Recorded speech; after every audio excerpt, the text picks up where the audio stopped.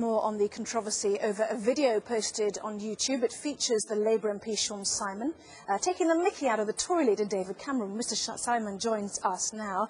A very good afternoon to you. Why did you do this?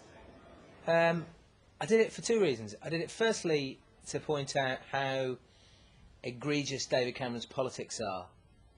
Increasingly, he'll just say whatever it is that he thinks people want to hear this week.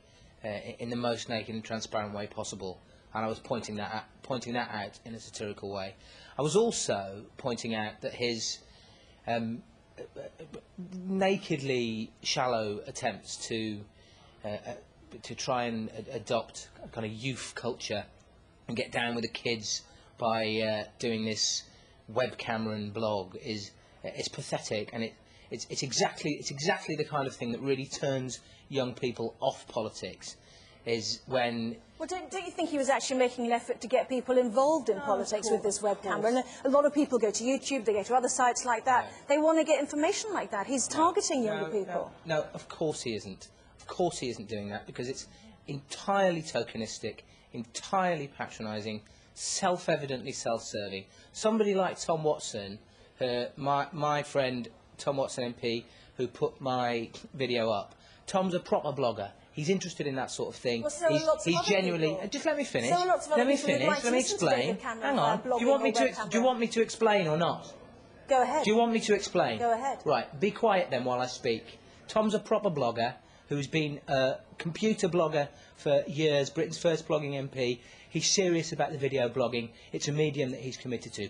I, for instance, am not particularly interested in blogging. It's not my thing. Neither is David Cameron. He self-evidently isn't. His blogs, what he talks about, is empty, it's meaningless, it's shallow, it's patronising. It's just the way to turn young people off the idea that politicians only engage with the medium when it's got something in it for them. If you're really serious about it, do it properly. Okay, if you don't mean it, don't do it. Can I ask you, your video is obviously a spoof, but have you overstepped the mark, pretending to be David Cameron, talking about people sleeping with his wife and taking away his children?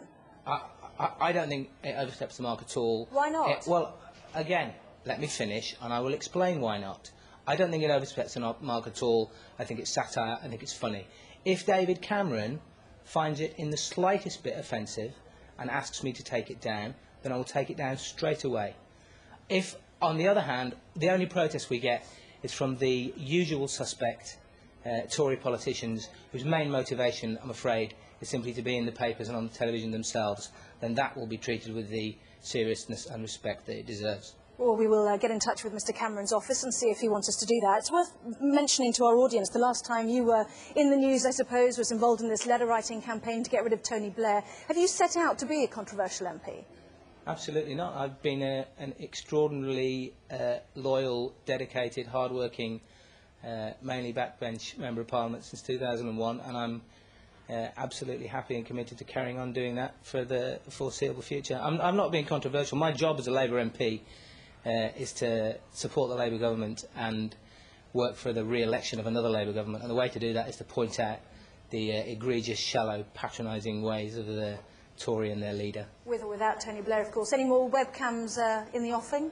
I should think there will be more. Whether I'm in them, I don't know, but I'm sure that Tom will be doing more, and I think other Labour MPs will be doing the same, because we're certainly not conceding this medium